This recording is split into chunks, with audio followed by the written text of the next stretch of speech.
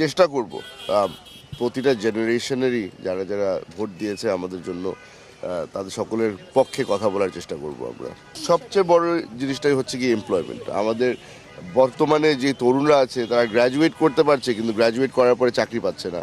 তাদের চাকরির ব্যবস্থাটাই আমাদের জন্য সবচেয়ে বড় একটা কাজ হয়ে দাঁড়াচ্ছে। নিশ্চয়ই আমি আমার এলাকা নিয়ে আগে সর্বপ্রথম আমার প্রত্যাশা থাকবে সব আমার এলাকা নিয়ে কাজ করার। অবশ্যই সেটা আমরা করব। যেখানে যেখানে আইনের ল্যাকিং আছে সেটা নিয়ে আমরা অবশ্যই প্রথমে কাজ করবো ইনশাল্লাহ।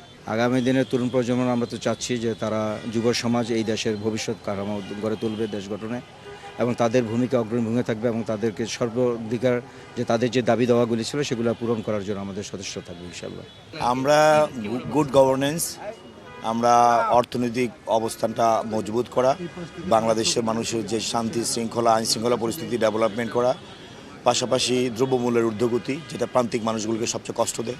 আমরা এই চ্যালেঞ্জগুলো নিয়ে মূলত আমরা গুরুত্ব দেব। New Zealand Dairy, excellence in quality. পাশাপাশি রুরাল ডেভেলপমেন্ট সব কিছুই থাকবে ইনশাআল্লাহ। সবসময় যে কোনো দায়িত্বের জন্য প্রস্তুত। আমার নেতা জনাব তারেক রহমান সাহেব যখন যে দায়িত্ব দিয়েছে আমি সততার সহিত পালন করার চেষ্টা করছি।